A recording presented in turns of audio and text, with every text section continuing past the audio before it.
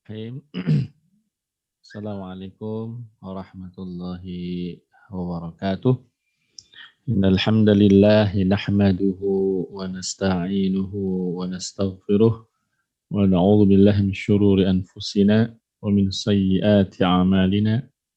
May yahdihillahu fala mudilla lahu wa may yudlilhu fala hadiya lahu.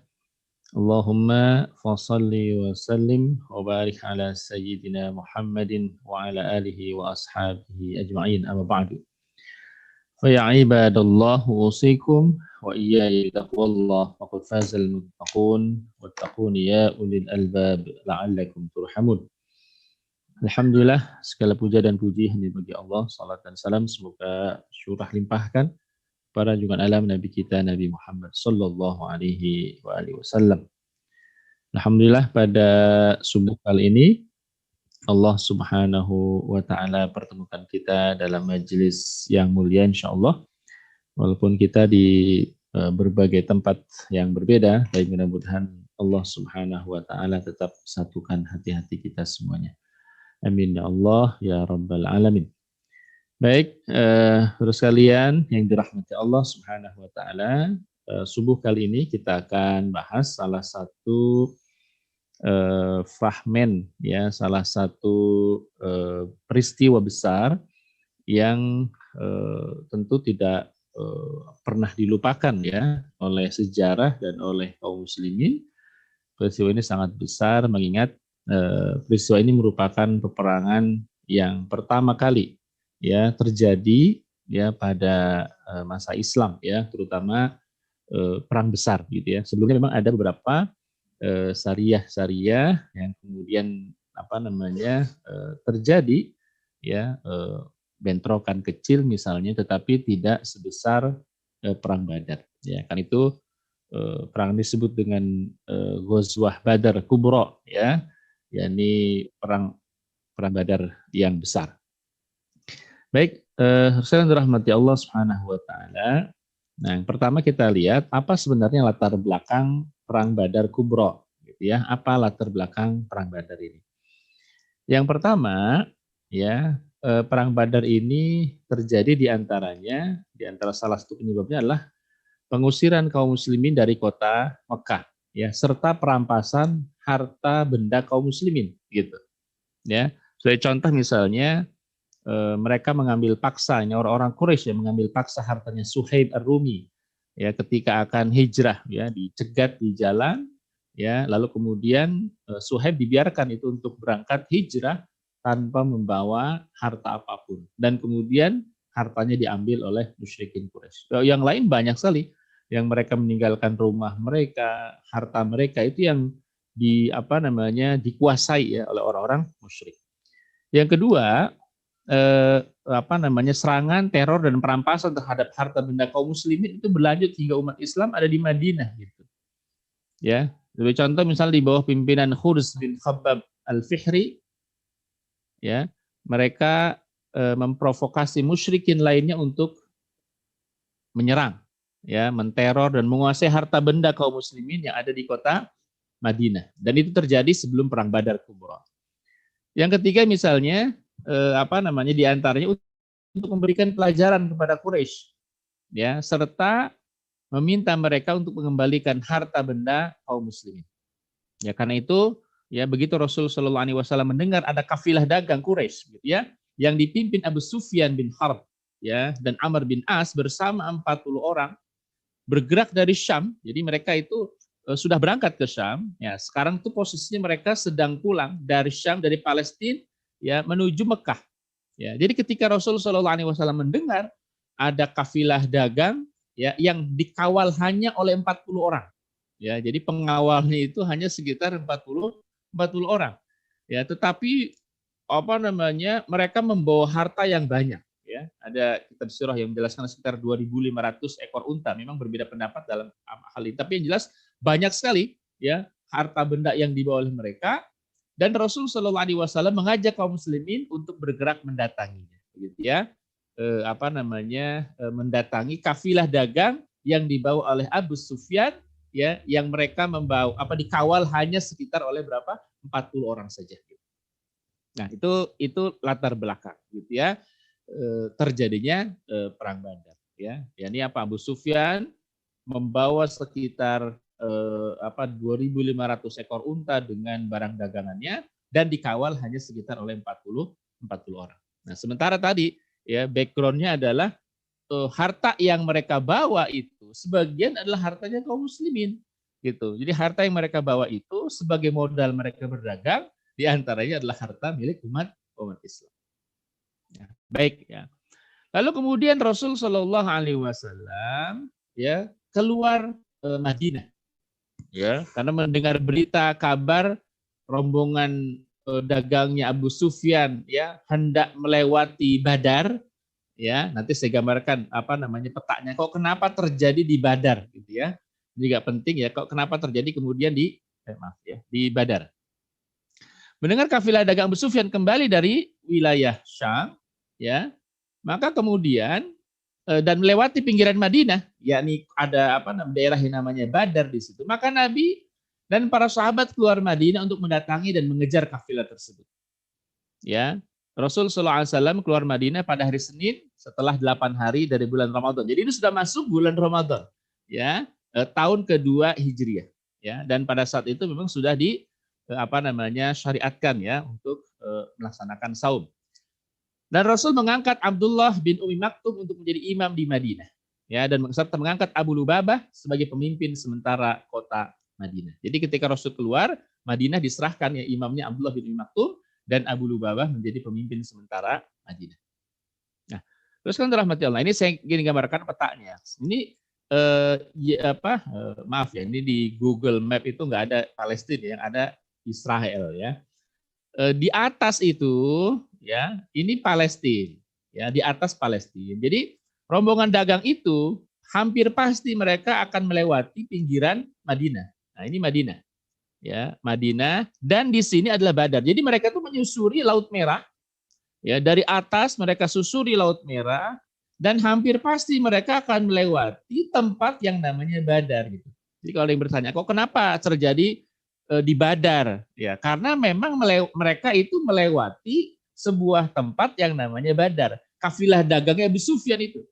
Dan itulah jarak yang paling dekat karena kalau mereka harus melalui ke kanan itu sangat jauh ya sangat jauh mungkin memakan waktu berbulan-bulan. Jadi jalan yang paling efektif yang paling cepat sejak ratusan tahun yang lalu ya orang-orang Quraisy itu melewati pinggiran kota Madinah. Ya walaupun kelihatan dekat ya Madinah dengan Badar ini jaraknya mungkin sekitar 100 kiloan begitu ya. Tapi mereka hampir pasti lewat sini. Ya dan kemudian akhirnya pulang menuju Mekah. Nah, kira-kira begitu ya. Jadi mereka pulang dari Palestina, dari Syam ya, lalu kemudian turun ke bawah ya dan kemudian pasti melewati tempat sebuah kampung yang bernama Badar ya untuk nanti pulang ke Mekah. Nah, terus kan rahmati Allah Subhanahu wa taala. Karena targetnya hanyalah kafilah dagang, maka Rasul hanya memberikan anjuran saja kepada penduduk Madinah untuk ikut bersama Rasul, untuk ikut bersama beliau Shallallahu Alaihi Wasallam. Jadi tidak mewajibkan itu, ya tidak mewajibkan seluruh penduduk Madinah untuk ikut di dalam perang Badar, tidak gitu. Ya Rasul tidak mewajibkan, hanya anjuran saja. Maka terhimpun pada saat itu ya juga hanya 313 orang. Ya ada yang mengatakan 314 orang bersama dengan Rasulullah Shallallahu Alaihi Wasallam. Di antaranya 240 sekian orang dari kalangan Ansar, sementara sisanya dari kalangan muhajirin ya. Mereka membawa 2 ekor kuda ya dan 70 ekor unta. Jadi memang sangat minim sekali ya. Sementara panji kaum muslimin dibawa oleh Mus'ab ibn Umair radhiyallahu anhu. Nah, peristiwa Badar ini meletus pada hari Jumat ya, tanggal 17 bulan Ramadan. Ya, tanggal 17 bulan Ramadan. Baik ya. Terus kalian dirahmati Allah Subhanahu wa taala. Nah, ini saya mengulas yang kemarin disampaikan ya supaya bersambung ya kisahnya. Nah sementara ya kalau kita cermati apa yang saya sampaikan 2 pekan sebelumnya, Abu Sufyan juga ini sudah melihat gelagat gitu. Jadi Abu Sufyan itu sudah melihat gelagat nih kayaknya kita bakalan dicegat nih oleh umat Islam gitu. Jadi mereka sudah buat gelagat. Maka kemudian dia membuat mata-mata Ya, dia sendiri yang melakukan itu untuk meyakinkan apakah kaum muslimin akan menyerang mereka ataukah tidak gitu. Dari kemarin sudah kita bahas ya, Abu Sufyan jalan ke dekat ya kota Badar ya, lalu kemudian bertanya kepada dua orang wanita apakah ada orang yang lewat sini ya. Dia katakan iya ada, tapi dia tidak bicara apa-apa. Lalu Abu Sufyan memeriksa di sekitar situ, oh ternyata ada apa? Ada bekas kotoran unta. Dia dikorek-korek ya kalau istilah kita begitu ya. Ternyata kemudian kotoran unta tersebut terdapat biji kurma. Abu Sufyan semakin yakin tuh, oh ini pasti mata-matanya orang Madinah. Nah maka dia semakin yakin, kalau begitu ya ini kemungkinan orang-orang Madinah, yakni Rasulullah SAW itu hampir pasti akan mencegat mereka gitu. Nah dari situlah kemudian yang pertama yang dilakukan Abu Sufyan apa? Yang pertama yang dilakukan Abu Sufyan adalah dia mengambil jalur yang tidak biasa dilalui gitu. Ya, jadi Abu Sufyan itu mengambil jalur-jalur tertentu yang tidak biasa dilalui oleh kafilah dagangnya orang kebanyakan. Dan yang kedua adalah mengutus ya orang yang bernama Damdam bin Amr Al-Ghifari ya untuk apa? Untuk membuat rekayasa opini di Mekah. Nah, jadi segera Abu Sufyan itu mengirim Damdam bin Amr Al-Ghifari, ya, ini orang yang spesialis, dia menyebarkan isu opini gitu ya. Abu Sufyan cuma berkata, bawalah surat ini dan hebohkan Mekah. Ya, targetnya apa? Agar Quraisy segera mengirimkan pasukan untuk membantu kafilah dagang yang dibawa oleh Abu Sufyan gitu. Nah, itulah kira-kira dilakukan oleh Abu Sufyan, jadi mengirim utusan kepada tokoh-tokoh Mekah ya dengan menyuruh Damdam bin Amr Al-Ghifari, targetnya bagaimana caranya dalam waktu singkat orang-orang Mekah merespon, tokoh-tokoh Mekah merespon ini untuk membantu ya kafilah dagang mereka. Ya karena apa? Karena kafilah dagang yang dibawa Abu Sufyan itu diantaranya milik sebagian besar milik tokoh-tokoh Mekah. Jadi biasa mereka itu kalau untuk berdagang patungan begitu ya, mereka kolaborasi lalu dibawa oleh salah seorang untuk untuk dibisniskan gitu ya, untuk kemudian diperjualbelikan. Dan artinya banyak sekali ya kafilah dagang yang dibawa oleh Abu Sufyan tadi itu modalnya adalah modalnya tokoh-tokoh Mekah. Maka targetnya pokoknya hebohkan Mekah supaya kemudian mereka segera mengirimkan pasukan ya untuk membantu mereka. Nah, saudara rahmati Allah Subhanahu wa taala, Damdam kemudian berangkat, ya ini saya ulas lagi supaya nyambung kisahnya. Ketika hendak mendekati Mekah, dia sobek bajunya, dia disembelih untanya, lalu kemudian darah unta itu dilumuri ke seluruh tubuhnya. Jadi seolah-olah dia sedang mengalami setelah mengalami peperangan ya, karena tubuhnya itu banyak berlumuran darah. Dia teriak-teriak, masuk kota Mekah dia teriak-teriak. Ya seolah-olah telah terjadi serangan terhadap kafilah dagangnya Abu Sufyan. Ya, wahai orang-orang Quraisy, selamatkanlah kafilah dagang kita. Harta benda kalian dibawa oleh Abu Sufyan telah dihadang Muhammad beserta rekan-rekannya. Tolonglah. Kira-kira begitu. Ya, itu dilakukan oleh Damdam bin Amr, ya, Al-Ghifari, gitu ya. Dan kemudian dia tiba di majlisnya Quraisy, yakni Darun Nadwah, ya, dan ketika semua orang berkumpul, Damdam menjelaskan, penduduk Madinah dan Muhammad sudah menyerang kafilah. Ingat bahasanya, sudah menyerang kafilah. Jika kalian tidak mengirimkan bantuan, dipastikan seluruh harta kalian akan habis. Ya, ini kerjaannya buzzer gitu ya. Nah, jadi kalau sekarang itu Damdam bin Amr Al-Ghifari itu ya buzzer. Ya, dia buat hoax, dia buat berita bohong, ya targetnya untuk menimbulkan rasa marah tokoh-tokoh Quraisy dan akhirnya mereka mengirimkan pasukan untuk menolong kafilah dagang yang dibawa oleh Abu Sufyan begitu. Nah, jadi itu yang dilakukan sampai kemudian ini direspon sangat cepat gitu. Kenapa demikian? Karena kalau Damdam bin Amr As-Saqafi tidak melakukan itu, mungkin respon mereka akan lambat sekali. Jadi dia buat rekayasa, pokoknya kami diserang, segala macam. Harta benda kita dibawa. Nah, sementara kan sebagian besar harta kafilah dagang itulah milik mereka, atau milik orang-orang Mekah, milik tokoh-tokoh Mekah gitu. Ya kalau kemudian tidak diselamatkan, habis sudah selesai, modal mereka habis. Nah, kira-kira begitu. Nah, kita tahu ya tentu orang-orang Quraisy itu ya salah satu jantung bisnisnya adalah perdagangan. Nah, apa respon tokoh-tokoh Mekah? Nah, luar biasa dalam sekejap ya, ada yang mengatakan hanya dalam satu malam saja itu terhimpun berapa? 700 plus 300 pasukan. Nah, kenapa saya sebut 700 plus 300? Ini ada kisahnya gitu ya.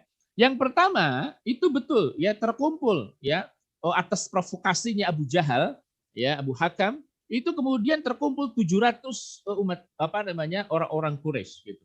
Ya, karena isu yang dibawa oleh Damdam bin Amr As-Saqafi tadi gitu ya. Dalam waktu yang sangat cepat 700 orang itu terkumpul. Nah, dari mana 300 orang ini? Nah, ini yang menarik begitu ya.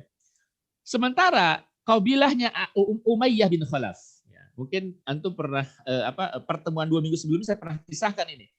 Jadi Umayyah bin Khalaf itu ya dia punya teman orang Madinah, sahabat Nabi. Ya, Sa'ad bin Mu'adz.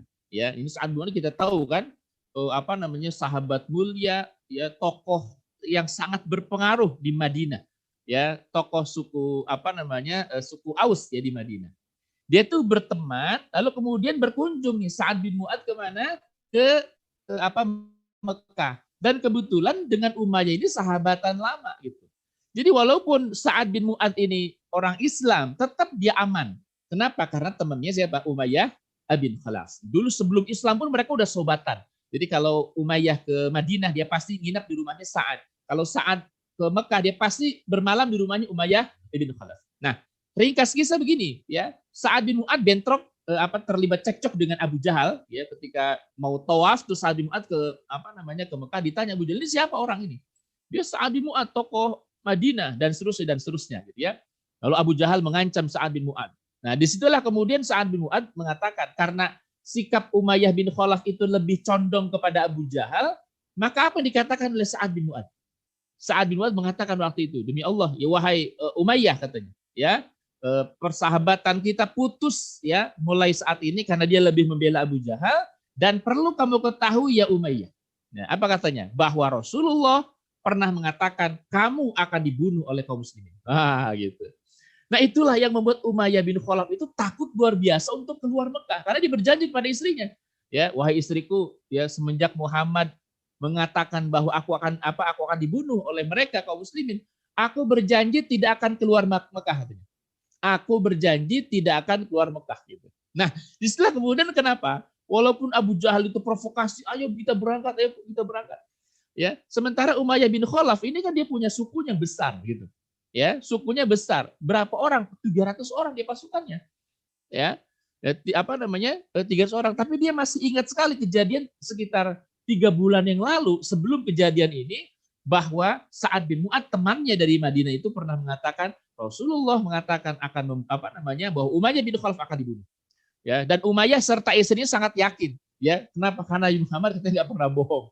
Ya, makanya waktu itu ya ketika Abu Jahal mengatakan ya Umayyah berangkat, enggak. Ya Umayyah berangkat, enggak gitu. Kenapa? Karena dia takut sekali bahwa perkataannya Rasulullah SAW terbukti. Walaupun memang betul terbukti nanti, kita akan lihat. Nah, ini menarik. Nah, lalu kemudian apa? Ini Abu Jahal Umayyah bin Khalaf itu sedang di pelataran Ka'bah bersama 300 orang. Jadi nggak mau berangkat dia. Ya. Tapi lihat apa yang dilakukan oleh Abu Jahal. Ya, dia melakukan langkah yang mempermalukan Umayyah di hadapan kaumnya. Jadi ketika Umayyah bersama dengan 300 orang itu, si Abu Jahal ini mengambil dupa, ya tahu dupa. Dupa ini seperti gambar di sini ya. Jadi ada ada yang bakar begitu ya, dan itu biasanya aromanya itu tergantung apa yang kita suka gitu. Nah, Abu Jahal pulang ke rumahnya. Ya, Abu Jahal pulang ke rumahnya dan mengambil dupa milik istrinya. Ya, mengambil dupa milik istrinya. Lalu kemudian dia bawa tuh ya ke Mekah di mana kumpulan Umayyah bin Khalaf bersama dengan kaumnya tadi. Ya. Lalu kemudian si Abu Jahal menyerahkan Umayyah bin Khalaf ya dupa yang aromanya itu aroma perempuan gitu. Nah, ini langkah manuvernya Abu Jahal. Jadi bawa dupa milik istrinya Abu Jahal ya dikasihkan. Ya Umayyah ini ya dupa ya saya berikan kepada kamu. Umayyah tahu apa ini? Ini kan dupa aroma perempuan katanya. Iya, kamu perempuan. Yo, mana ada perempuan yang mau berperang gitu. Kira-kira begitu. Dipermalukan oleh Abu Jahal. Ya memang kamu perempuan kok katanya, nggak mau berperang. Ayo berangkat dong sama kita gitu kira-kira.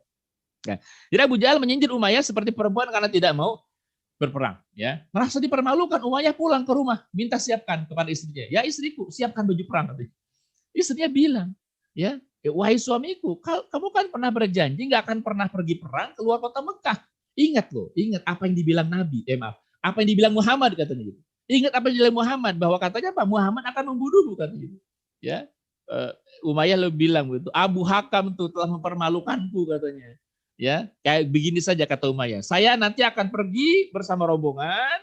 Ya, nanti kalau sudah beberapa kilometer, beberapa lama, aku akan kembali lagi ke Mekah gitu. Nah, jadi niatnya Umayyah bin Khalaf itu ikut dulu rombongan. Jadi dia posisi di belakang. Nanti rombongan kemana gitu ya, sudah berjalan, dia akan putar balik ya ke Mekah. Itu awal tujuan Umayyah bin Khalaf. Akhirnya Umayyah bin Khalaf dengan 300 kaum itu berangkat keluar kota Mekah gitu. Dengan target apa? Dengan tujuan apa? Dia tidak akan langsung menuju ke kota Mekah atau ke Badar ya. Nanti pertemuan di sana, tapi dia berangkat nanti kalau suatu di daerah tertentu dia akan kembali lagi ya. Ini saking Umayyah itu takutnya ya perkataan Rasulullah itu terwujud bahwa dia akan dibunuh oleh kaum muslimin. Ya, tetapi yang dirahmati Allah, rencana Umayyah untuk kembali lagi ke Mekah itu gagal. Kenapa? Karena Abu Jahal itu pada posisi di belakang dia, di pinter dia. Pokoknya dia selalu kawal. Ketika Umayyah bin Khalaf berhenti, kata Abu Jahal, ya Umayyah berangkat. Gitu. Berangkat lagi begitu ya. Terus kemudian suatu saat Umayyah mau balik lagi ke Mekah. Ya, Abu Jahal mau kemana Umayyah? Ya berangkat, ayo kita berangkat. Jadi akhirnya ya Umayyah bin Khalaf dan 300 orang pasukannya memang betul-betul berangkat ya dan sampai juga di Badar begitu ya pada saat itu. Jadi rencana Umayyah itu gagal gitu ya ketika dia hendak mau kembali lagi ke Mekah karena selalu dikawal oleh Abu Jahal. Nah, rahmat Allah Subhanahu wa taala, 1.000 orang pasukan Quraisy keluar kota Mekah. Akhirnya apa? Ya 1.000 orang pasukan Quraisy berangkat untuk membela kafilah dagang dipimpin Abu Sufyan ke arah rute perdagangan Syam dengan Mekah. Ya, adapun posisi Badar, tempat yang namanya Badar itu adalah posisi pertigaan antara jalur Syam di atas ya, lalu kemudian Madinah di tengah, lalu kemudian di bawah itu Mekah maaf ya. Jadi Badar itu adalah pertigaan sebenarnya gitu ya, pertigaan antara Syam ya, yang mereka lewat hampir pasti di pinggiran kota Madinah ya, yakni Badar dan kemudian di bawahnya adalah Mekah gitu. Jadi berangkatlah kemudian mereka itu. Nah, ini saya gambarkan lagi ya, ini Palestina di atas, ini Badar, ya di pertigaan, lalu kemudian di bawah Mekah, di sebelah kanan di sini yaitu Madinah. Nah, jadi orang Mekah itu pasti selalu akan lewati sini, nggak ada rute yang lain. Kalau ke sini, jauh sekali, ya mungkin makan waktu berbulan-bulan ya, mereka nggak akan sama. Ini paling efektif ya jalur menyusuri Laut Merah, gitu, menyusuri Laut Merah. Nah, ini kira-kira peta kekuatannya umat Islam 313, Quraisy 1.000 ya. Umat Islam bawa hanya 2 kuda, 70 ekor unta ya, dan persenjataan juga tidak bawa banyak ya. Hanya sekitar 8 orang yang dilengkapi ya, lengkap ya. Maksudnya pakai baju perang dan yang lain nggak pakai baju perang, nggak pakai segala macam. Sementara Quraisy 1.000 orang, pasukan lengkap ya, 300 kuda, 700 unta. Ya, jadi semuanya itu naik kendaraan ya, dan 600 pasukan khususnya begitu. Nah, itu luar biasa. Ini sama sekali tidak seimbang. Nanti kemudian ya korban ya dari kaum muslimin ya ada sekitar 14 orang ya, 8 Ansor, 6 Muhajirin dan pasukan Quraisy yang tewasnya 70 orang dan tertawan sekitar 70 orang. Nah, baik. Lalu kemudian begini ya, setelah mengetahui berbagai informasi termasuk keluarnya 1.000 orang pasukan Quraisy untuk menyusul kafilah dagang Abu Sufyan. Jadi gini posisinya. Rasulnya sudah keluar kota Madinah nih, sudah keluar. Ya, sudah keluar kota Madinah. Sementara kan jarak antara Madinah dengan Badar itu ya sekitar 100 kilo. Sudah keluar, sudah jauh. Ya. Dan mendengar informasi ya bahwa orang Mekah datang dengan 1.000 orang gitu. Nah, tapi kemudian kan motif awalnya Rasulullah, para sahabat itu kan para sahabat dikasih tahu bahwa mereka akan mencegat kafilah dagangnya Abu Sufyan. Nah, itu misi utamanya, misi pertama gitu. Tapi kemudian mereka mendengar informasi ternyata 1.000 orang sudah berangkat dalam perjalanan ya untuk datang ke kota Madinah gitu, untuk menyusul kafilah dagang Abu Sufyan. Nah, jadi untuk menjagalah kira-kira begitu ya, untuk menjaga kafilah dagang Abu Sufyan. Sementara rutenya itu pasti akan melewati Badar gitu. Nah, karena itu ya Rasulullah kemudian melakukan musyawarah dengan para sahabat. Ya, kenapa Rasulullah melakukan musyawarah? Satu apa? Pertama, tujuan kaum muslimin adalah untuk mencegat kafilah dagangnya Abu Sufyan tadi. Ya, ini disebut kafilah dagang Abu Sufyan itu bukan semuanya milik Abu Sufyan ya, tapi milik pembesar kota Mekah. Ya. Dan bukan untuk berperang. Itu satu gitu. Jadi Rasul musyawarah dengan para sahabat, gimana nih? Ya, tujuan awal kita kan mencegat kafilah dagang, tapi ternyata kemudian ada 1.000 orang datang ke sini. Kira-kira Rasul meminta pendapat para sahabat. Yang kedua, minimnya persiapan, sangat minim ya kalau kita lihat tadi. Ya, dan jumlah kaum muslimin ya ketika itu juga hanya sekitar 314 bersama Rasul Shallallahu alaihi wasallam. Sementara mereka emang nggak siap berperang gitu. Yang mereka tahu kafilah dagangnya Abu Sufyan itu hanya dikawal 40 orang, itu yang mereka tahu. Ya, sementara ternyata datang bala bantuan dari Mekah jumlahnya 1.000 orang. Nah, Rasul minta pendapat sahabat. Yang ketiga, ini perjanjian antara Rasul dengan kaum Ansor, orang Madinah yang saat itu hanya memberikan pertolongan, katanya janji memberikan pertolongan di Madinah, bukan di luar kota Madinah. Jadi karena itulah kemudian Rasulullah mengajak ya para sahabat untuk berembuk. Ini bagaimana? Apa yang kira-kira harus dilakukan? Jadi luar biasa ya. Kita tahu Rasulullah SAW ini kan adalah nabi utusan Allah. Tapi dalam kondisi yang seperti ini, beliau ingin memastikan ya para sahabat melakukan sesuatu itu dengan kefahaman, bukan cuma sekedar karena perintah Nabi Shallallahu Alaihi Wasallam. Nah, lalu kemudian kaum muhajirin ya antara Abu Bakar, Umar ya itu memberikan pendapat ya juga Miqdad bin Amr ya dia bangkit seraya berkata ketika ditanya Rasul bagaimana nih ya tujuan kita kan untuk menghadang kafilah dagang, persiapan kita minim sekali sementara mereka datang dengan 1.000 orang dan seterusnya. Maka kata Miqdad bin Amr mengatakan apa? Ya Rasulullah, sungguh kami benar-benar telah beriman padamu. Maka laksanakan apa yang telah diperintahkan oleh Rabbmu dan kami akan bersamamu. Demi Allah katanya, kami tidak akan mengatakan kepadamu seperti yang telah dikatakan oleh pengikut Musa kepadanya. Gitu. Kita tahu ya pengikut Musa itu orang-orang Bani Israel.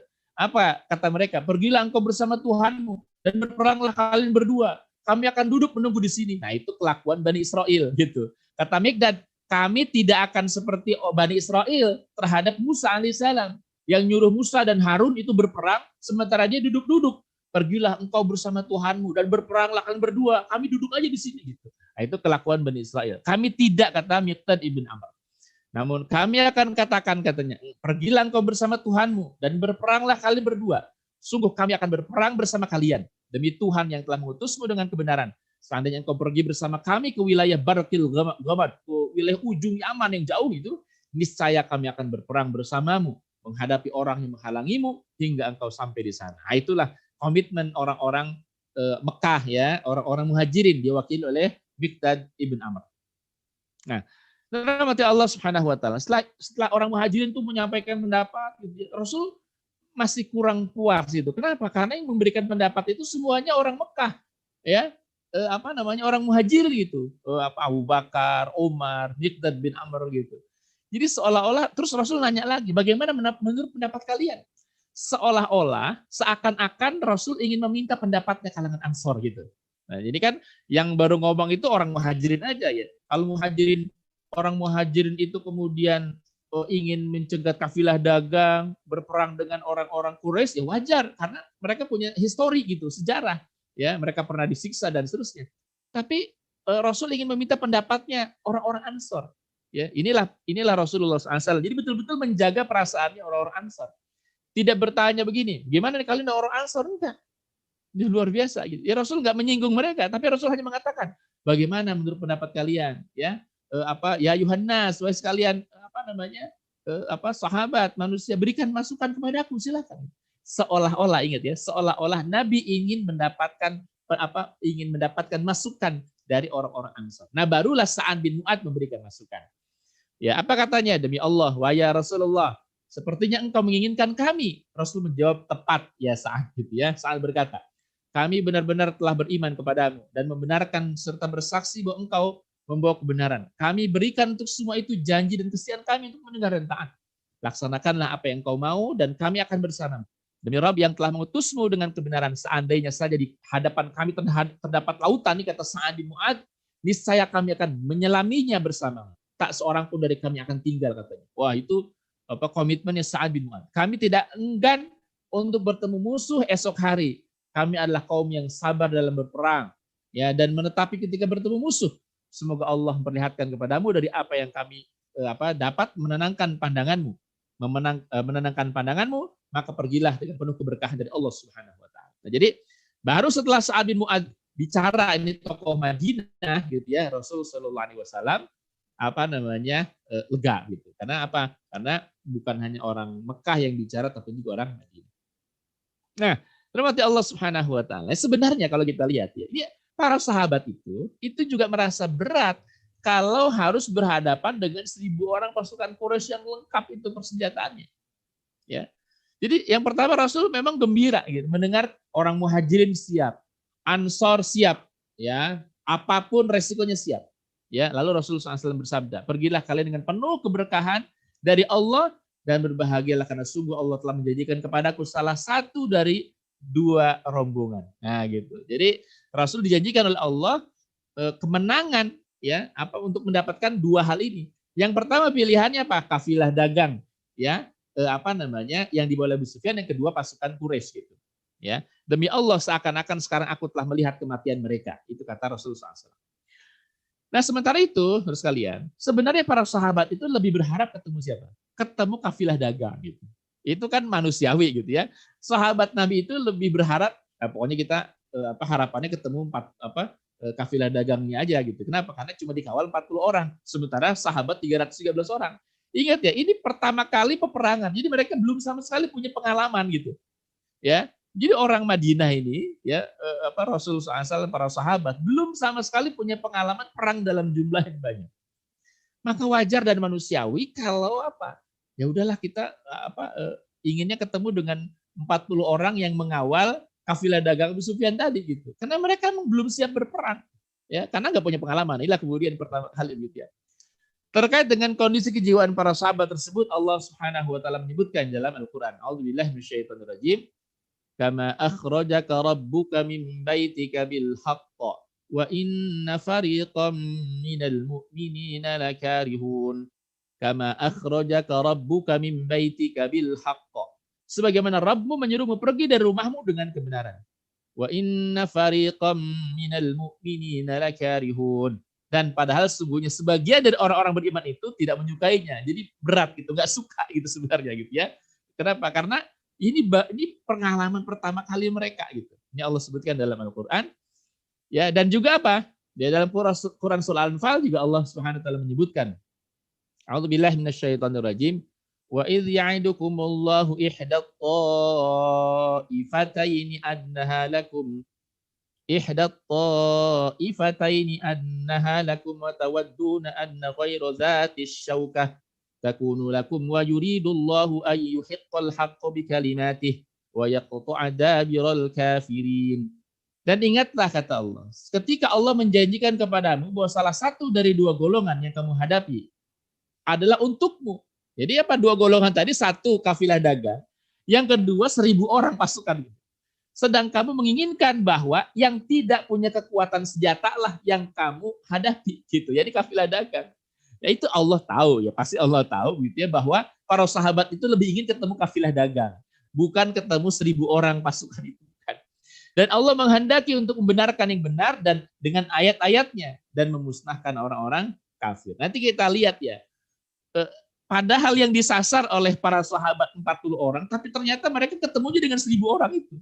Nah, inilah Allah yang nanti membuat rekayasa sampai kemudian mereka tidak bertemu dengan 40 orang, tapi kemudian mereka bertemu dengan 1.000 orang pasukan Quraisy gitu. Ya, dengan 40 orang sama sekali nggak bertemu. Ya, baik 1.000 orang yang datang dari Mekah nggak ketemu Abu Sufyan, Rasulullah juga nggak ketemu Abu Sufyan. Nah, terus kan rahmati Allah Subhanahu wa taala. Kemudian mereka saling mendekat. Ya, kedua pasukan saling mendekatnya. Nabi dan sahabat terus melanjutkan perjalanan hingga mencapai bukit di wilayah utara Badar yang bernama Udwatud Dunya. Umat Islam berkemah di belakang bukit tersebut. Adapun pasukan Quraisy berada di bukit Udwatul Quswa. Ini 2 bukit yang dekat sebenarnya gitu. Tidak jauh dari berkemahnya umat Islam. 1 pasukan ada di Udwatud Dunya, yaitu kaum muslimin di belakang bukit itu. Nah, sementara 1000 orang musyrikin Quraisy itu berada di belakang bukit Udwatul Quswa, tidak jauh dari tempatnya kemah itu kaum muslimin. Sementara itu kafilah dagangnya Abu Sufyan lolos gitu. Nah ini kemudian seolah-olah Allah menginginkan bahwa umat Islam memang bertemu dengan musyrikin Quraisy itu, dengan 1000 orang pasukan musyrikin Quraisy. Kafilah dagang Abu Sufyan dengan dengan selamat lolos gitu. Mereka tidak tahu kedua pasukan sudah tiba di Badar. Ya. Jadi ketiganya itu tidak saling mengetahui posisi masing-masing. Ya, Abu Sufyan nggak tahu ada di mana pasukan Rasulullah, di mana pasukan yang datang membantu mereka nggak tahu. Semuanya nggak tahu. Ya, tentang hal ini Allah sebutkan dalam Al-Quran surah Al-Anfal ayat 42 gitu. Jadi penting juga kita belajar sirah supaya nanti beberapa kondisi misalnya dalam Al-Quran Allah sebutin, oh ini maksudnya ketika Rasul ada di Udwatud Dunya dan orang kafir Quraisy berada di Udwatul Quswa. Nah kalau kita nggak kaji sirah, mungkin kita nggak akan paham kalau baca ayat ini ya. A'udzubillahi minasyaitonirrajim. Bismillahirrahmanirrahim. إذ أنتم بالعدوة الدنيا وهم بالعدوة القصوى والركب أسفل منكم ولو تواعدتم لاختلفتم في الميعاد ولكن ليقضي الله أمرا كان مفعولا ليهلك من هلك عن بينة ويحيى من حي عن بينة وإن الله لسميع عليم. Yakni di hari ketika kamu berada di pinggir lembah yang dekat Udwatud Dunya. Nah, itu ya. Jadi kita tahu sekarang ya, Udwatud Dunya itu salah satu bukit yang di situ Rasul ada di belakang bukit Udwatud Dunya. Dekat dengan Madinah. Dan mereka, nah siapa mereka? Quraisy, kafir Quraisy berada di pinggir lembah yang jauh, yakni Udwatul Quswa. Ya, sedang kafilah itu berada di bawah kamu. Kafilah itu siapa? Abu Sufyan. Ya, berada di bawah kamu. Sudah lewat maksudnya. Sekiranya kamu mengadakan persetujuan untuk menentukan hari pertempuran, pasti kamu tidak sependapat dalam menentukan hari pertempuran itu. Tetapi apa? Ingat catatannya, Allah mempertemukan kedua pasukan itu agar dia Allah melakukan suatu urusan yang mesti dilaksanakan. Yani apa? Agar orang yang binasa itu binasa dengan keterangan nyata. Siapa yang binasa itu? 1000 pasukan Quraisy itu. Agar mereka binasa dengan keterangan yang jelas. Dan agar orang yang hidup itu pun hidup dengan keterangan yang jelas pula. Ini apa kaum muslimin? Sungguh Allah Maha mendengar lagi Maha mengetahui. Nah ini Allah jelaskan nih proses bertemunya antara umat Islam ya di Udwatud Dunya, lalu kemudian Quraisy di Udwatul Quswa. Nah sementara pasukan Abu Sufyan itu lewat, sudah berlalu dari mereka begitu. Ya. Jadi kalau ditentukan tuh waktu perangnya mungkin tidak akan ketemu. Tapi apa kata Allah? Allah mempertemukan kedua pasukan itu agar apa? Agar Allah melakukan suatu urusan yang bisa dilakukan. Apa itu? Binasanya orang musyrikin Quraisy dan menangnya umat Islam. Nah kira-kira begitu. Dalam Quran surah Al-Anfal ayat ke-42. Dan malam itu ketika Rasul sudah ada di Udwatud Dunya, ya, Nabi mengutus beberapa orang mata-mata untuk mengetahui berbagai informasi di sekitar wilayah tersebut. Jadi di Rasulullah SAW menyuruh beberapa orang untuk apa? Patroli ya, untuk melihat daerah sekitar situ. Nah, kemudian mereka bertemu dengan 2 orang yang pakai baju perang, sedang mencari air. Gitu. Ya, 2 orang tersebut lewat di depan pasukan kaum muslimin, ya, oleh sahabat, keduanya diinterogasi, ditahan. Nah, ternyata siapa 2 orang pakai baju perang ini? Ya, salah satu bagian dari orang Quraisy. Gitu. Nah, kemudian akhirnya umat Islam jadi tahu bahwa pasukan Quraisy berada tidak jauh dari lokasi umat Islam, gitu ya. Kenapa? Karena jadi ada 2 orang lagi pakai baju pakaian perang lengkap, ya. Lalu kemudian dia jalan-jalan, ya. Lalu kemudian umat Islam patroli, ditangkap orang ini, ditanya, diinterogasi, siapa Anda? Ya, kita dari Mekah begitu. Untuk apa dan seterusnya. Akhirnya tahu di mana posisi kalian di sana gitu. Nah, akhirnya umat Islam jadi tahu bahwa orang-orang Quraisy posisi mereka tidak jauh dari tempat mereka menginap ya bermalam berkemah pada malam itu. Baik ya. Dirahmati Allah Subhanahu wa taala. Ini juga ada hal yang menarik ya. Ketika orang Quraisy itu sebenarnya sudah mau pulang ke Mekah gitu. Jadi mereka nggak mau perang juga. Ini sama. Kondisi psikologis masing-masing umat Islam juga nggak siap bertemu dengan 1000 pasukan Quraisy. Orang Quraisy juga ya satu nggak siap, yang kedua mereka dapat informasi gitu. Jadi kan kafilah dagang Abu Sufyan udah lolos nih, dan mereka sudah hampir dekat kota Mekah gitu. Sementara Abu Sufyan ngirim surat cepat kepada tokoh-tokoh yang berangkat ke daerah Badar tadi. Kata Abu Sufyan, saya udah mau sampai di Mekah, ya bahkan ketika surat itu sampai saya sudah di Mekah katanya, ya buat apa kalian udah kembali aja ke Mekah gitu. Toh tujuan kalian semua berangkat kan menyelamatkan kami kafilah dagang ini. Kami udah selamat kata Abu Sufyan. Kami udah selamat, udah pulang lagi gitu. Nah, jadi setelah kemudian pasukan Quraisy itu ragu gitu. Ya, kenapa? Kondisi kejiwaan mereka pun sudah takut dan berat untuk perang. Ya, karena sebelum mereka belum pernah berperang dengan umat Islam tuh nggak pernah ada pengalaman perang secara langsung, ya head to head dengan umat Islam nggak pernah. Nah, mengetahui Abu Sufyan ngirim surat yang meminta Quraisy kembali ke Mekah, udahlah pulang. Oh tujuan Anda sudah tercapai, kami lolos gitu. Harta kalian aman, sudah pulang lagi gitu, ya. Nah, sebagian orang terpengaruh di antara suku Zumrah dan Bani Hashim, ya. Mereka udahlah pulang aja gitu kalau gitu. Hakim bin Huzam ini salah seorang yang merobek kesepakatan boikot terhadap Nabi sallallahu alaihi wasallam. Jadi membantu Nabi sebelumnya dia gitu. Ya. Itu mendatangi Utbah bin Rabi'ah, ini tokoh Quraisy, ya. Saya berkata, untuk apa kita perang katanya? Bukankah kafilah kita sudah selamat? Ya, bila kita memerangi mereka, maka kita memerangi sanak saudara kita sendiri. Maka aku sarankan katanya, berbuat baiklah kepada manusia, umumkan agar pasukan kembali. Lalu Utbah ya menyeru Quraisy, wahai sekalian manusia, tujuan kita adalah menyelamatkan kafilah, dan kafilah sudah selamat, perang nggak diperlukan lagi, kata Utbah bin Rabi'ah. Gitu. Nah, udah kan? Jadi secara opini udah mereka itu kondisi kejauh udah pulang aja nih. Ya, karena tujuan mereka dibuat apa gitu. Kafilah dagang udah selamat kok di Mekah gitu. Nah, tapi ya orang yang bernama Abu Jahal ini ya melakukan provokasi agar tetap perang. Nah, ini luar biasa ya. Lagi-lagi Abu Jahal. Sebelumnya kan dia yang memprovokasi siapa Umayyah bin Khalaf ya berangkat 300 orang. Nah, sebelumnya nih ketika pasukan udah mau pulang nih, ya udah mau pulang, tapi tetap Abu Jahal dia ingin perang. Abu Jahal memainkan perannya. Ketika pasukan bersiap kembali ke Mekah, udah siap-siap nih mau pulang, dia mendatangi satu persatu pasukan dan pimpinan suku agar tidak kembali. Di antara siapa yang datangi oleh Abu Jahal? Amir bin Hadrami. Nah, ini kalau kita antum pernah dengar kisah sebelumnya juga, Amir Al-Hadrami ini ayah dari anak yang dibunuh oleh Sariyahnya Abdullah ibn Jahsh. Ya, ketika kemudian sedang lewat ya di pinggiran Madinah, terjadi bentrok dan anaknya Amir bin Al-Hadrami itu kemudian mati itu.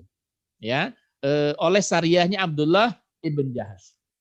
Nah, Abu Jahal mempengaruhi Amir, dia bilang, memprovokasi, ya Amir, apakah engkau melihat orang-orang kembali ke Mekah? Mereka tidak akan membalas kematian anakmu, katanya. Ingatlah, darah anakmu tumpah. Ya, anakmu mati dibunuh pasukan kaum muslimin. Kalau semuanya pulang, maka nggak ada yang kasih balasan lagi, udah selesai gitu. Nah, ternyata Amir Al-Hadrami ini terpengaruh oleh bujuk rayunya Abu Jahal. Lalu Amir pergi ke tengah-tengah pasukan. Ketika pasukan mau berangkat pulang nih ke Mekah, dia duduk di atas tanah itu. Ya, kayak anak kecil, dia mengambil tanah diletakkan kepalanya. Amir nangis-nangis dia. Sambil teriak sungguh kasihan aku, kalian tega meninggalkan untuk membalas kematian anakku, katanya. Demi Allah, kalau salah seorang di antara kalian terbunuh, kalian pasti tidak akan membiarkannya gitu. Maksudnya nih, lihat dong perasaan saya gitu. Ya, anak saya dibunuh oleh pasukannya Muhammad, katanya. Ya, kalau kalian pulang, ya sungguh tidak ada yang membalas lagi kematian anakku gitu. Bagaimana kalau itu terjadi pada diri kalian? Nah, kira-kira begitulah. Akhirnya apa? Pasukan itu iba juga melihat Amir Al-Hadrami. Akhirnya udah deh, ya kita nggak jadi perang. Ya ini solidaritasnya. Jadi walaupun orang Mekah begitu rupa begitu ya, tapi ketika berhadapan dengan solidaritas mereka itu luar biasa. Nah gitu. Akhirnya pasukannya udah siap-siap ya, udah mau berangkat ya, pulang kembali ke Mekah nggak jadi. Kenapa? Provokasinya Abu Jahal, dia memprovokasi Amir Al-Hadrami, ya dia nangis-nangis karena anaknya terbunuh, ya akhirnya sudahlah. Mereka tidak jadi pulang ke Mekah gitu. Nah, saudara yang dirahmati Allah Subhanahu wa taala. Ya, Rasul SAW pada saat itu juga meminta pendapat ketika Rasul menempatkan pasukan di suatu tempat, maka Hubbab bin Munzir bin Jamu bertanya, apakah posisi tersebut merupakan wahyu atau bukannya Rasulullah? Nah, ini Hubbab itu memberikan masukan. Rasul menjawab tidak, ya hanyalah pendapat pribadi dan peperangan hanyalah tipu daya dan strategi. Lalu Hubbab kemudian berkata, ya Rasulullah, ya ini bukanlah lokasi yang tepat. Pergilah bersama beberapa orang hingga kita sampai dekat dengan sumber air. lalu kita singgah di sana. Kemudian kita gali berapa sumur dan kolam, lalu kita isi dengan air.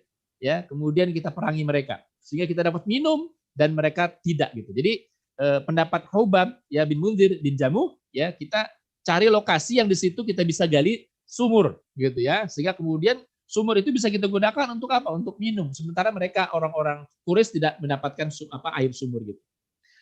Engkau telah benar-benar mendapatkan memberikan pendapatmu.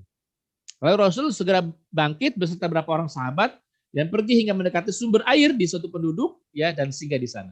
Lalu Rasul memerintahkan sahabat untuk membuat sumur dan membuat kolam besar pada sumur itu singgah terhadap serta mengisi air dengannya. Ya. Mereka pun akhirnya mendapatkan sumber air sementara kaum musyrikin tidak mendapatkan. Jadi salah satu strategi ya yang diusulkan oleh Hubab bin Munzir bin Jamuh supaya umat Islam itu dapat sumber mata air sementara orang-orang musyrikin Quraisy tidak mendapatkan. Nah, terus kalian dirahmati Allah Subhanahu wa taala. Nah, ini juga pada malam hari ketika besoknya terjadi peperangan, malam itu Masya Allah ya, Allah Subhanahu wa taala menurunkan hujan gerimis dengan sangat lembut ya, yang itu kemudian mengenai atau kemudian ada di areanya umat Islam gitu.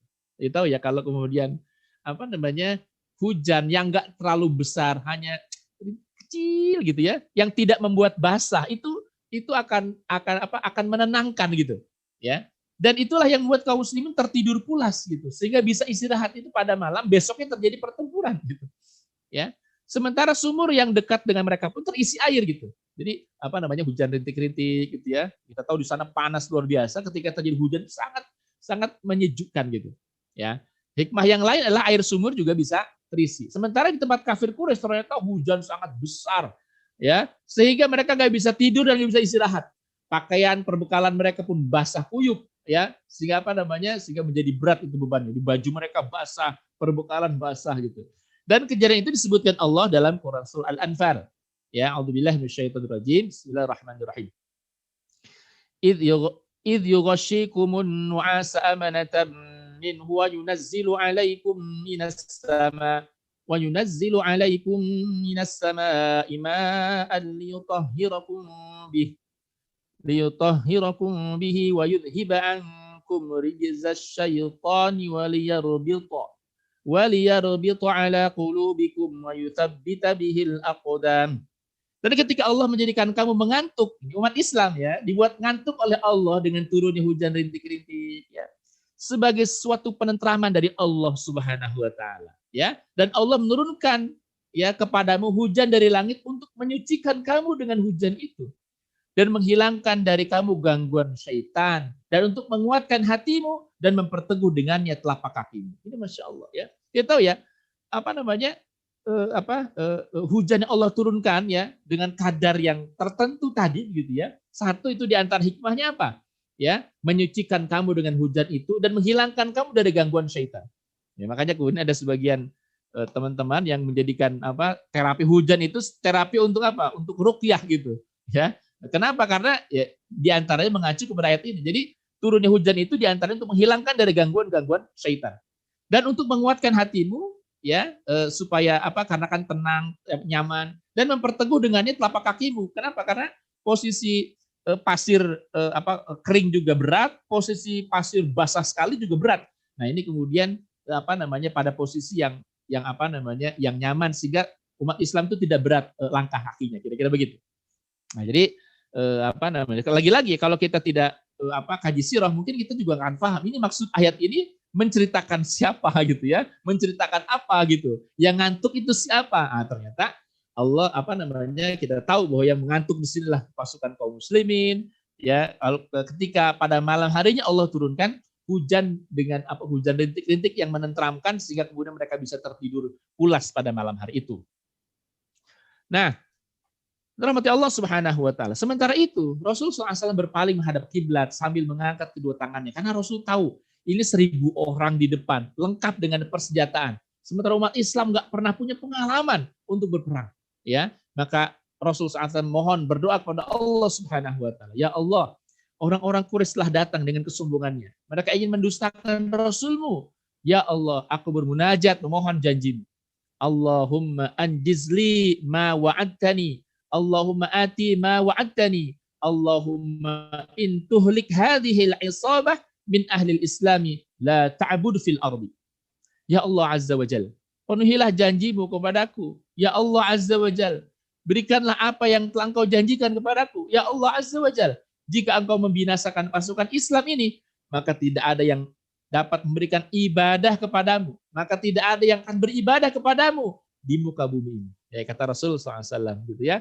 Ini ungkapan yang populer begitu ya. Karena Rasul tahu kondisi psikologis kejiwaan para sahabat.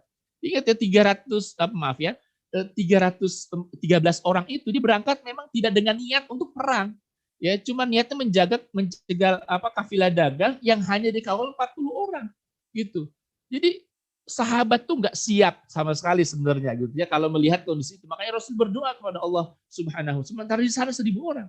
Ya, ini pengalaman pertama yang ketika kaum muslimin kecil menghadapi jumlah yang sangat besar gitu kira-kira gitu. 1:3 gitu.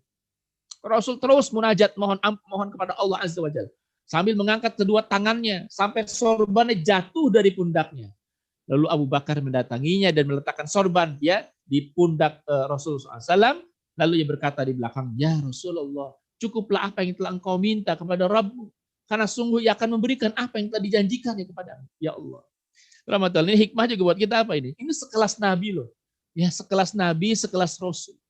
Yang yang doanya nggak diragukan lagi deh untuk dijabah sama Allah. Tapi begitu luar biasa. Khusyuk, tawadhu, ya, minta sama Allah Subhanahu wa taala. Luar biasa. Maka kalau kemudian kita tidak menghadirkan hati dalam berdoa, ya sungguh-sungguh dalam berdoa ya.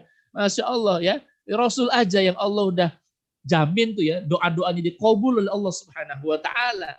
Ya, orang-orang yang bersih begitu menunjukkan kesungguhan dan keseriusannya ya untuk minta sama Allah Subhanahu wa taala. Nah, kalau kemudian kita tidak sungguh-sungguh juga minta sama Allah, ya Masya Allah, siapa kita dengan Nabi Shallallahu Alaihi Wasallam ya, bukan apa-apa ya, dengan Rasul Sallallahu Alaihi Wasallam. Hanya umat yang berharap nanti mendapatkan syafaat dari Rasulullah SAW. Itu sampai apa? Sampai surbannya jatuh. Ya, ngangkat tangan tinggi-tinggi, lalu kemudian terus minta nggak berhenti-henti. Allahumma anjizli ma wa'adtani, Allahumma ati ma wa'adtani, Allahumma intuhlik hadhil isabah min ahlil islami la ta'bud fil ard. Ya Rabb, ya tolong penuhi janjimu kepadaku. Karena Allah berjanji akan memenangkan. Jadi Allah itu udah janji memenangkan kaum muslimin, tapi Rasul tetap minta itu. Bayangkan, ya, bayangkan luar biasa. Penuhi janjimu kepadaku, ya Rabb. Ya, berikan apa yang telah engkau janjikan kepadaku, ya Allah. Ya, jika engkau membinasakan pasukan Islam ini nih, yang cuma 300 orang, maka ya Rabb, tidak ada yang akan beribadah kepadamu di muka bumi ini. Ya, ini kata Rasulullah SAW. Itu betul-betul pengharapan yang luar biasa. Ini bukan ngancam ya. Sebagai orang, doa kok ngancam. Bukan. Itu bukan mengancam, tapi betul-betul punya harapan. Ya Allah, kalau engkau nggak nolong kami, jadi kan harapannya tolong gitu. Maka nggak ada yang lagi menyembah gitu. Kalau sampai nabinya mati, nggak ada yang nanti siapa menyampaikan risalah ini, kira-kira begitu. Ya. Jadi maksudnya bukan ngancam, tapi betul-betul berharap dengan harapan yang luar biasa. Ya, itu kira-kira hikmahnya. Nah, rahmati Allah Subhanahu wa taala. Kemudian Allah memberikan sinyal, menurunkan ya, ada mengatakan 1.000 malaikat, ada mengatakan ribuan malaikat.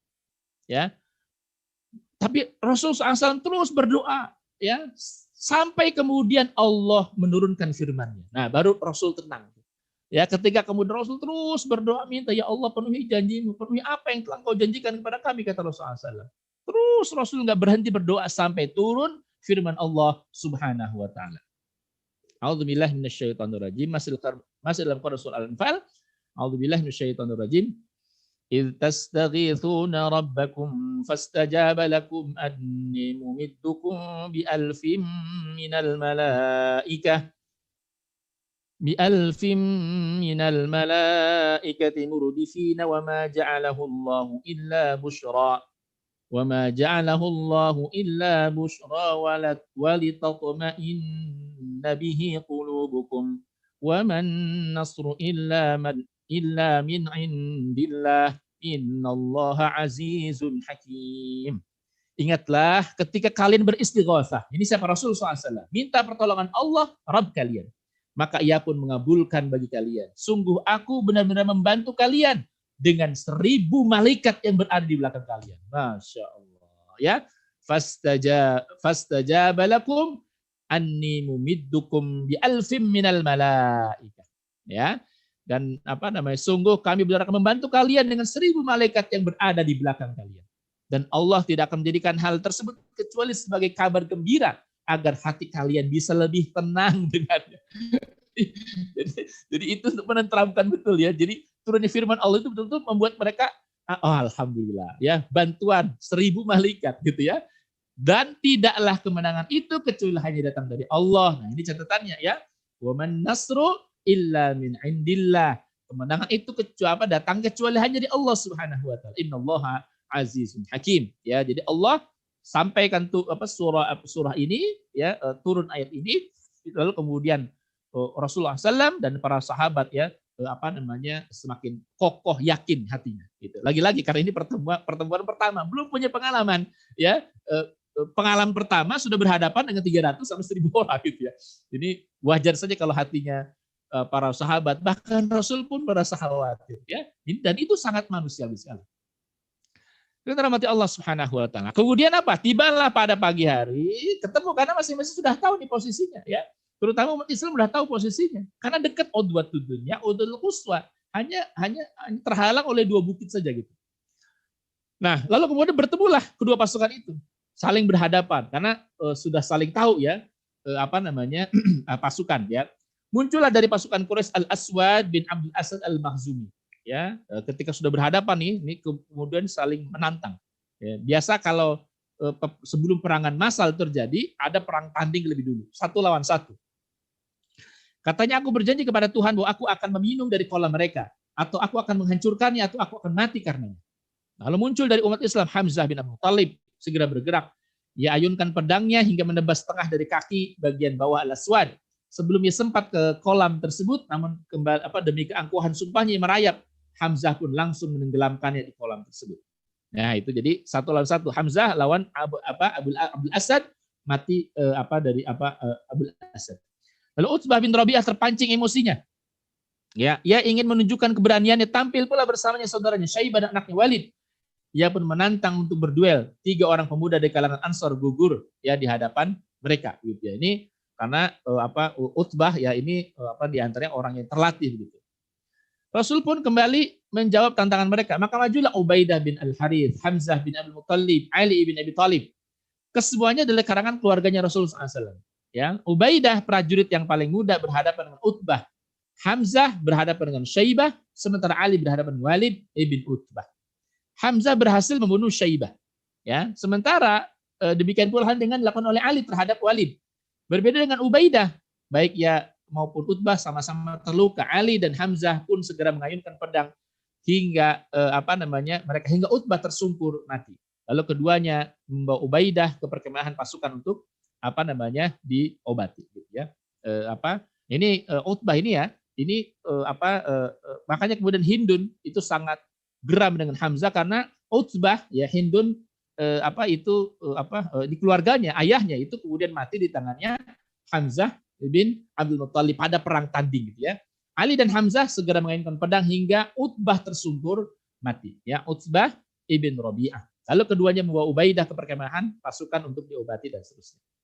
Kalah dalam perang tanding, Quraisy pun siap-siap menyerang umat Islam. Jadi ketika kemudian perang tanding sudah selesai, dirasa cukup gitu ya. Ini sebenarnya untuk psikologi perang gitu ya.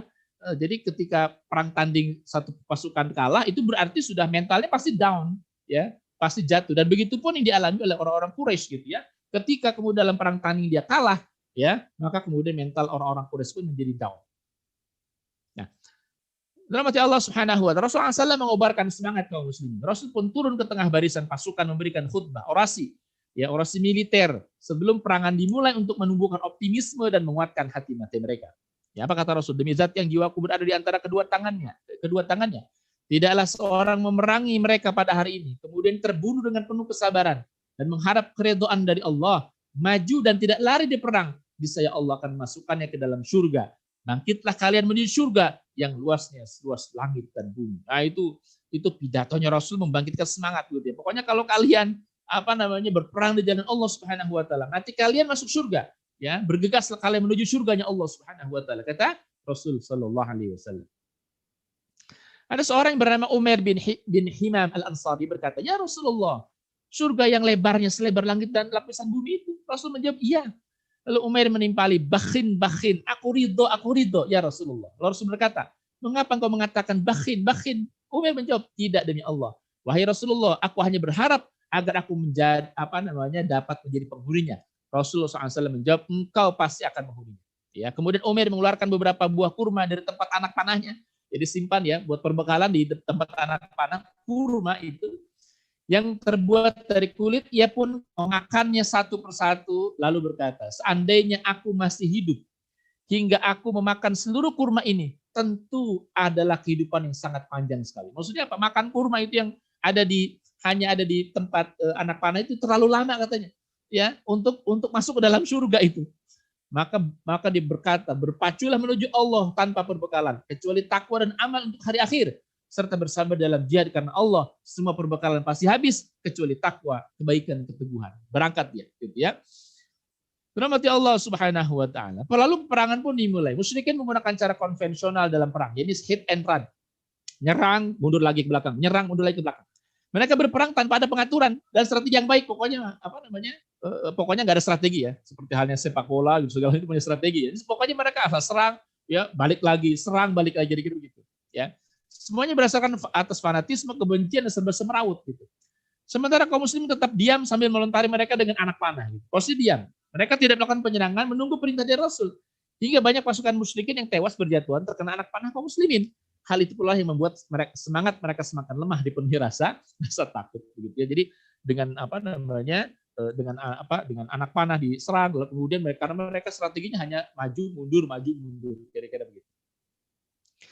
Rasul turun ya di tengah-tengah pasukan untuk melihat persiapan terakhir mereka sebelum melakukan penyerangan, sekaligus memimpin sendiri peperangan tersebut. Ya, kemudian beliau memerintahkan pasukan untuk bergerak maju menghadapi pasukan Quraisy. Mulailah hunusan pedang Islam menebas satu persatu kepala orang kafir yang selama ini melakukan pembangkangan penuh kesombongan. Ali bin Abi Thalib berkata, ketika keadaan semakin genting dan pandangan makin memerah, maka kami berlindung di dekat Rasulullah SAW. Tidak seorang pun yang berani lebih dekat dengan musuh selain diriku.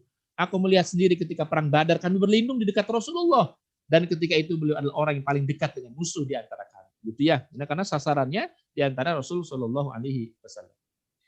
Rahmati Allah Subhanahu Wa Taala. Pada saat itu juga Rasulullah SAW menggenggam tanah ya dan melemparkan itu ke arah Quraisy sambil bersabda, "Sungguh terhina wajah-wajah kalian."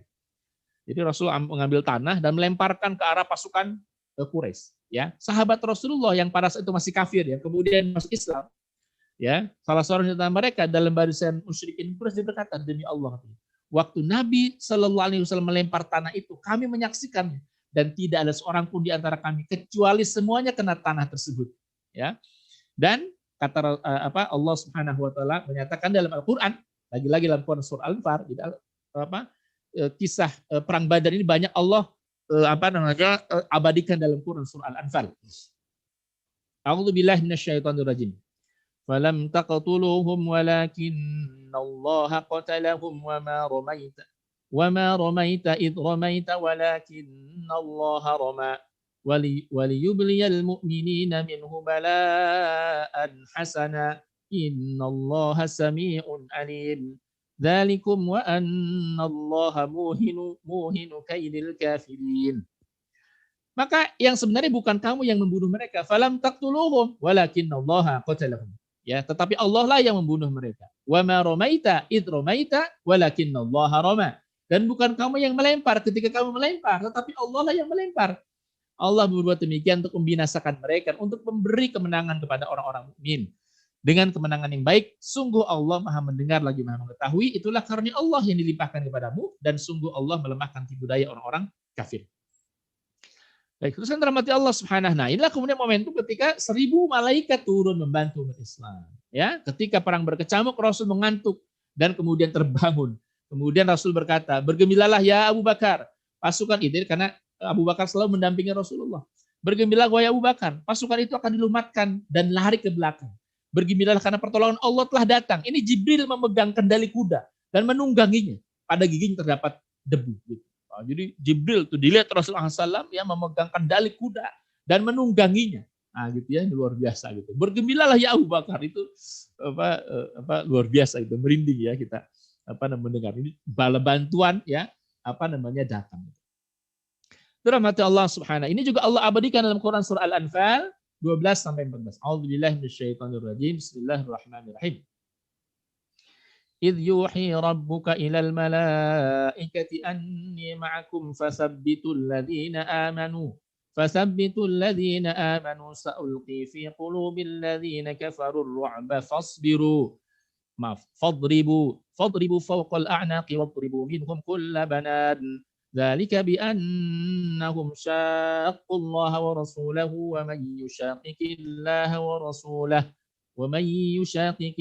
ورسوله فإن الله شديد العقاب ذلكم فذوقوه وأن للكافرين عذاب النار.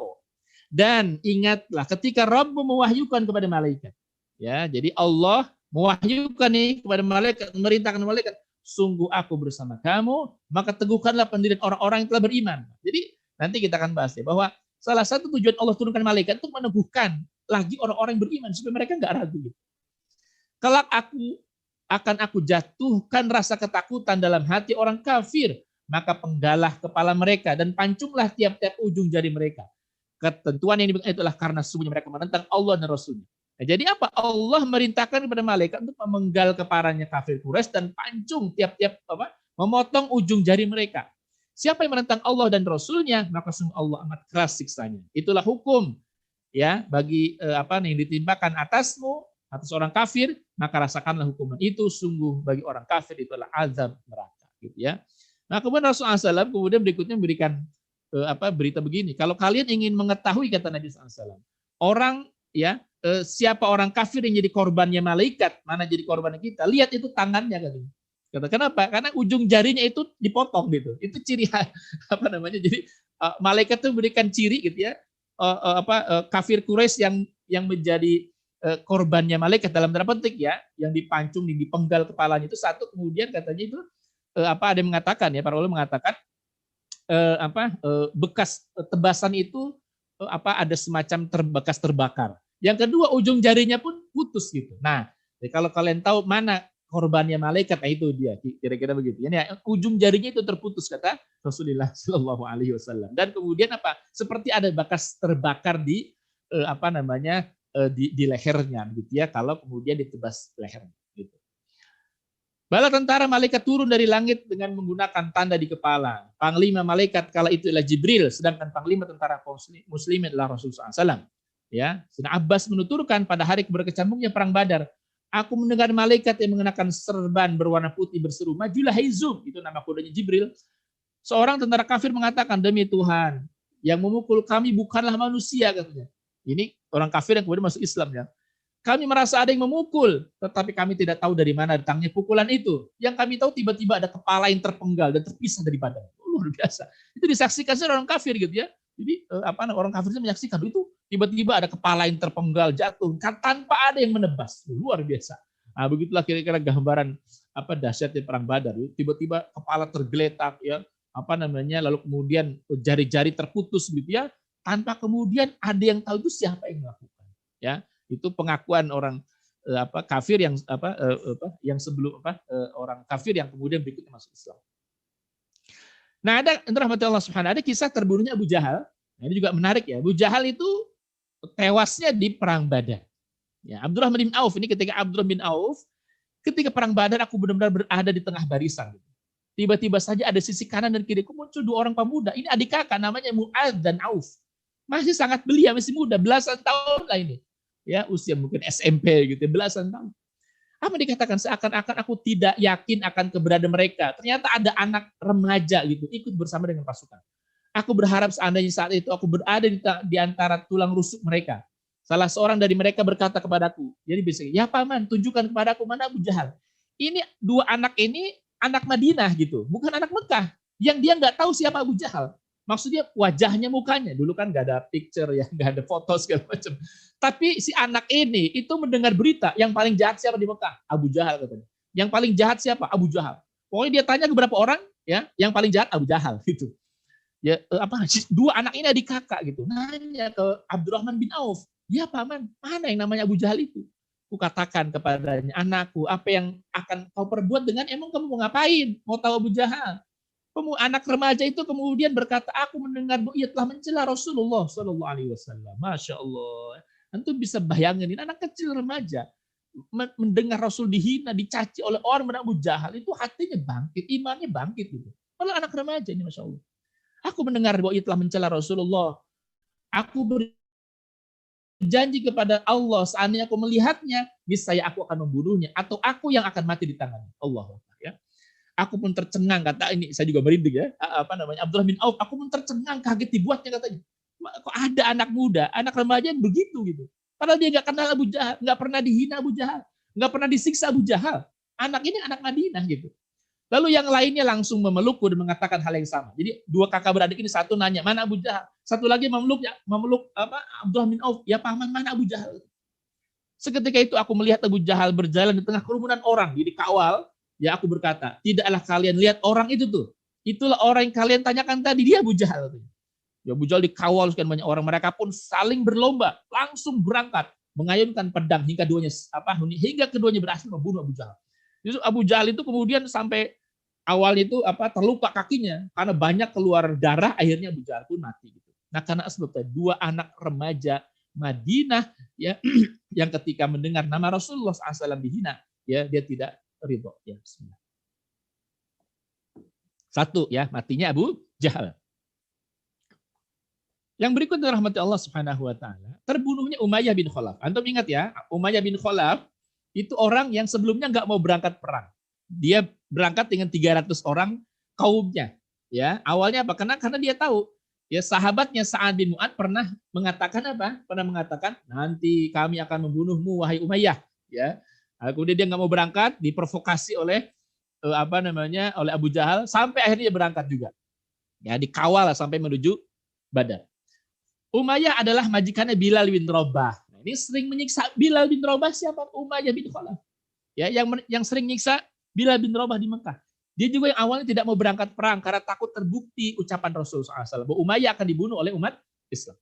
Ucapan itu disampaikan disampaikan sahabat Nabi Sa'ad bin Mu'ad ketika menunaikan umroh ke Mekah 3 bulan sebelum terjadinya perang Badar.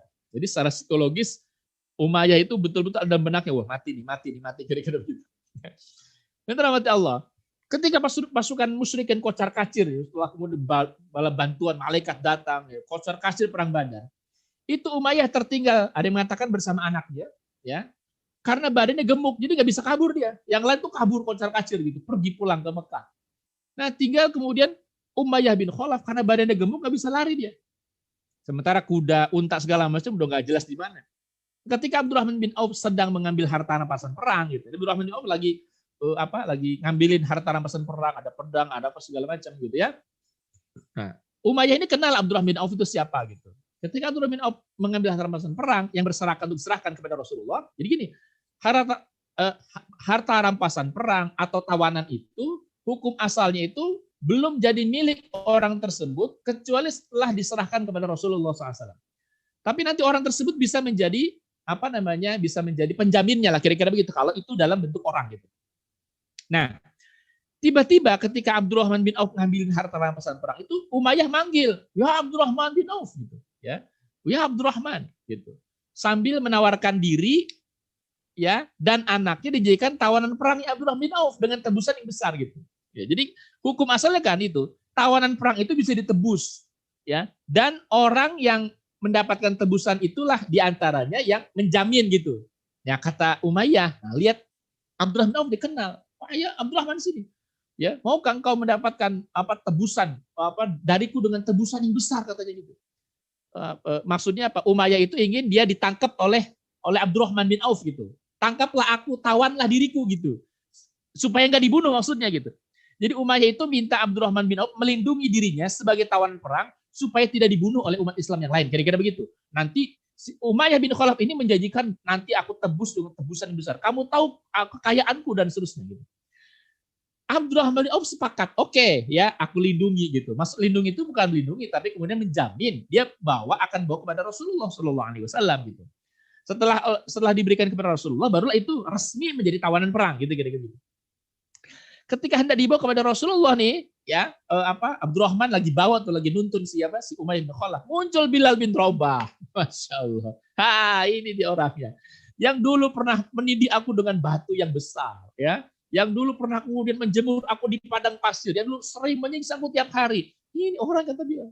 Ya. Lalu Bilal mengatakan, Umayyah bin Khalaf, gembong orang kafir, kata Bilal bin Rabah. Demi Allah, aku pasti akan membunuhnya, kata Bilal bin Rabah. Ya. Abdurrahman bin Auf itu kan sudah janji tadi ya, dengan Umayyah bin Khalaf gitu, akan melindunginya sebagai tawanan perang kan kira-kira begitu ya. Lalu kemudian Abdurrahman berupaya melindungi, jangan Bilal gitu. Dia tawananku. Tidak, kata Bilal, tidak ya. Dia belum sampai kepada Rasulullah katanya. Dia tawanan perang, wahai Bilal, kata Abdurrahman. Kata Bilal apa? Belum ada di hadapan Nabi ya. Berarti belum menjadi tawanan perang, kata Bilal. Saling berebut ya. Abdurrahman bin Auf ingin mengambil Umayyah bin Khalaf sebagai tebusan ya, sebagai jaminan nanti ditebus dengan tebusan yang besar. Sementara Bilal nggak berpikir itu. Kenapa? Wah, ini yang nyiksa saya tiap hari dulu ya. Bilal ingin membunuhnya gitu.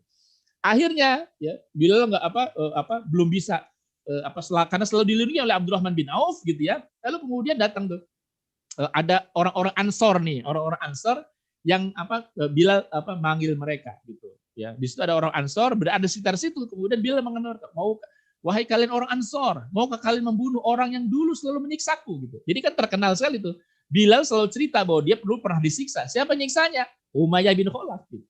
Maka orang-orang Ansor udah tahu dulu Bilal sering disiksa segala macam. Maka ketika Bilal mengatakan begini, wahai kalian, maukah kalian membunuh orang yang dulu sering menyiksaku, memaksaku murtad? Mereka menjawab, iya mau, mana orangnya gitu. Nah, kemudian wah itu orangnya sedang bersama Abdurrahman bin Auf gitu ya. Abdurrahman akhirnya nyerah gitu. Udah deh gitu ya. Ya walaupun dilindungi ya sedemikian rupa itu Umayyah bin Khalaf, akhirnya apa? Abdurrahman nggak kuasa melindungi Umayyah bin Khalaf, akhirnya Umayyah bin Khalaf itu kemudian dibunuh ya oleh orang-orang Ansor gitu ya. Akhirnya apa? Abdurrahman bin Auf ya tawanannya hilang sementara mati maksudnya, sementara Bilal dapat ya membunuh Umayyah bin Khalaf dengan perantara orang-orang Ansor. Maaf ya sedikit lagi sudah setengah 7. Nah ini udah mau akhir ya. Kemudian ya sekian banyak orang menjadi tawanan perang di perang Badar. Ya. Jabir menceritakan setelah perang Badar para tawanan perang dibawa ya, di antara mereka adalah Abbas. Gitu. Jadi ada yang kemudian menebus ya. Di antara yang memang dibebaskan Rasulullah SAW adalah siapa? Abbas bin Abdul Muthalib. Ya ini karena kenapa Abbas ikut? Ya karena dia provokasi aja gitu. Sebenarnya sebelumnya Rasulullah SAW memberikan daftar nama-nama siapa saja orang yang tidak boleh dibunuh gitu. Ya, saya tidak cantumkan di sini. Di antaranya Abbas gitu. Abbas bin Abdul Muthalib, jangan kalian bunuh kata Rasulullah. Berikutnya orang-orang yang terlibat dalam upaya untuk menggagalkan boikot. Nah, orang-orang itu sebagian ikut juga, jangan kalian bunuh kata Rasul. Nah, ini luar biasa gitu. Ya Rasul sedemikian rupa gitu ya. Memberikan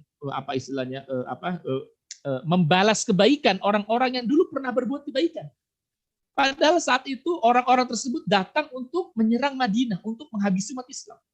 Tapi ingat apa yang dikatakan Rasulullah SAW, ya Rasul memberikan daftar nama-nama nih, orang ini, jangan kalian bunuh kata Rasulullah SAW. Di antaranya apa? Abbas bin Abdul Muthalib, jangan kalian bunuh. Ya karena apa? Dia ikut itu karena mewakili Bani Hashim saja, Bani Muthalib saja, ya bukan karena memang ingin membunuh Rasul, bukan gitu. Ya ini solidaritas Mekah lah. Yang berikutnya siapa? Orang-orang yang terlibat dalam upaya untuk menghentikan boikot ya. Rasul sampai 3 tahun tuh yang di dinding Ka'bah. Nah, itu orang-orang tersebut katanya jangan juga dibunuh gitu. Nah, itu pesan Rasul. Nah, rahmati Allah Subhanahu wa taala. Abbas bin Abdul Muthalib dibebaskan ya dengan tebusan, dia tidak memakai baju dari Nabi ya, mencarikan baju untuknya, ternyata baju Abdullah bin Ubay bin Salul adalah ukuran yang tepat. Jadi Nabi memberikannya kepada Abbas untuk dipakai dan memberi kompensasi kepada Abdullah dengan baju sendiri. Beberapa hari kemudian beberapa tahanan berkata, ya ini tahanan perang Badar ya, orang musyrikin Quraisy yang mengatakan diberkatilah orang-orang Madinah, berkahlah untuk orang-orang Madinah. Mereka membuat kami naik tunggangan sementara mereka berjalan. Mereka memberi kami gandum dan roti untuk dimakan ketika hanya sedikit dari kaum muslimin yang harus puas dengan kurma saja. Para tahanan kaya membayar tebusan dan dibebaskan. yang lain diminta untuk menebus kebebasan mereka dengan apa? Mengajarkan 10 orang muslimin membaca tulis orang-orang Madinah. Itu luar biasa Rasulullah SAW. Jadi tawanan itu diperlakukan dengan sangat baik ya oleh Rasulullah SAW. Jadi orang-orang kaya itu ditebus dengan apa? Dengan harta mereka. Sementara orang yang nggak mampu apa? Dibiarkan mereka untuk apa? Untuk mengajarkan 10 orang untuk baca tulis, ya. Lalu kemudian mereka bebas gitu. Nah, rahmati Allah Subhanahu wa taala, apa hikmah dari apa yang kita bahas sebelumnya? Sebenarnya banyak sekali, saya hanya memilihkan beberapa poin saja. Pertama, tentang status harta kafilah dagang Quraisy ya. Yang pertama, orang-orang Quraisy itu statusnya kafir harbi, jelas kafir harbi. Kenapa kafir harbi? Karena mengusir kaum muslimin, membunuh sekian banyak orang, ya, merampas harta kaum muslimin.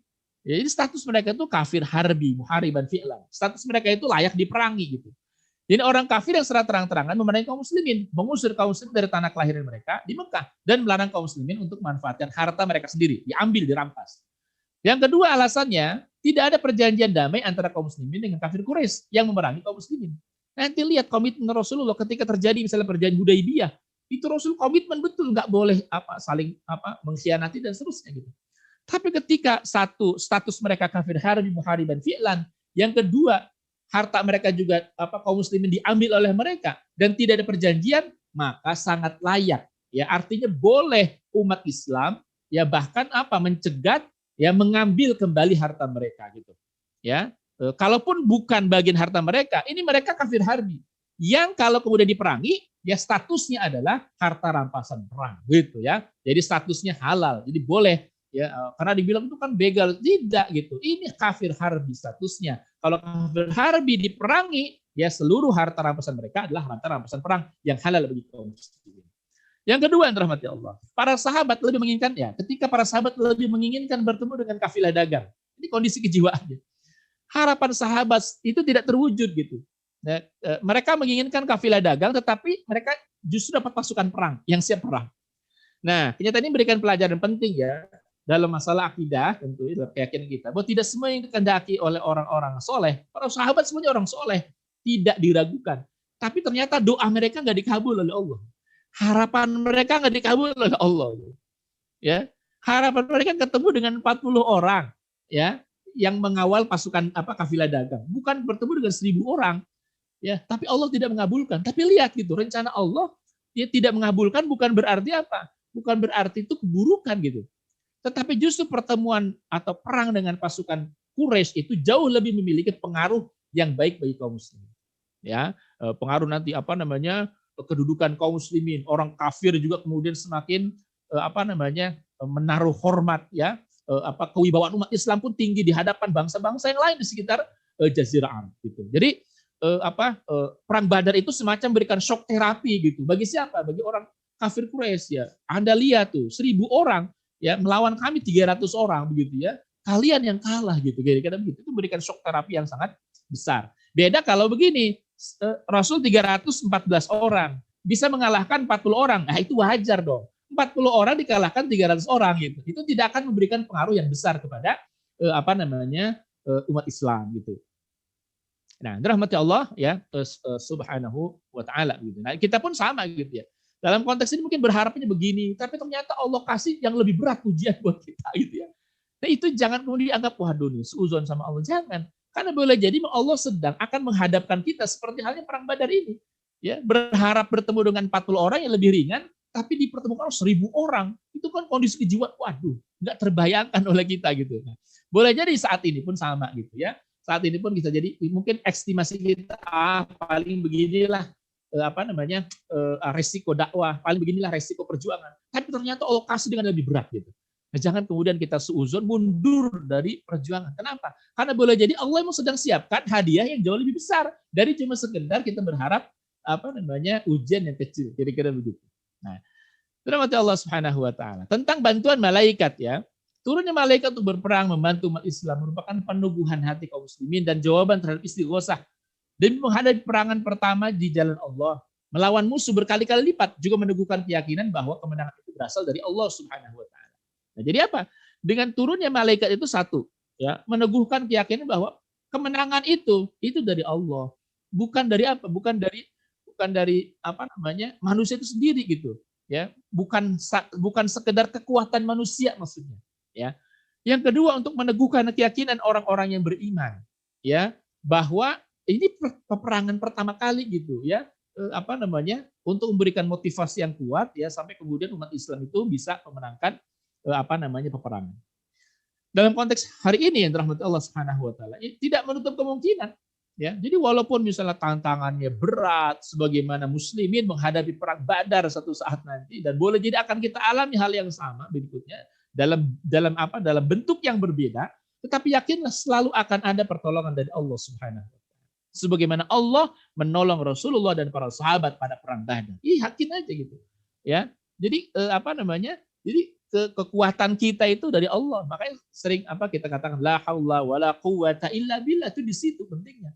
Ya, karena boleh jadi kalau melihat kekuatan kita, bagaimana bisa kita melawan Amerika? Bagaimana umat Islam bisa melawan Eropa? Ya, bagaimana umat Islam bisa melawan kekuatan negara adidaya begitu ya?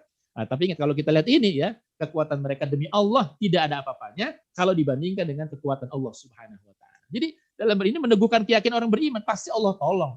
Dengan cara apa Allah menolong, Allah alam gitu ya. Kita nggak ngerti nanti bentuk pertolongan Allah seperti apa. Yang jelas dulu umat Islam ditolong dengan bantuan malaikat.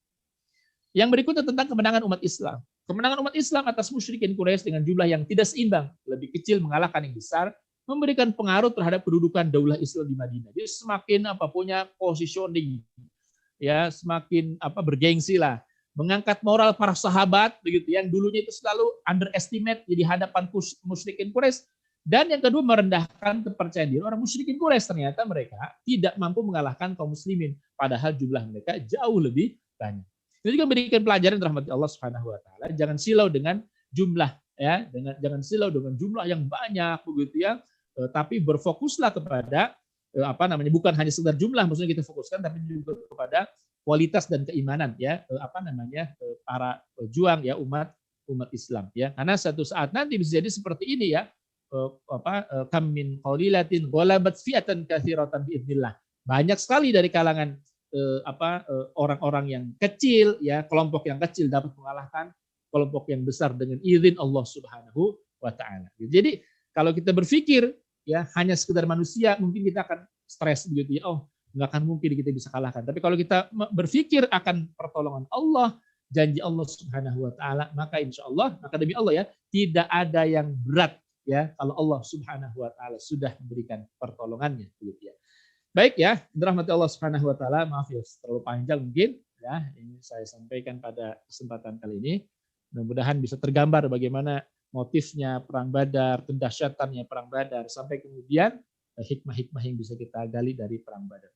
Wallahu a'lam bishawab. Assalamualaikum warahmatullahi wabarakatuh.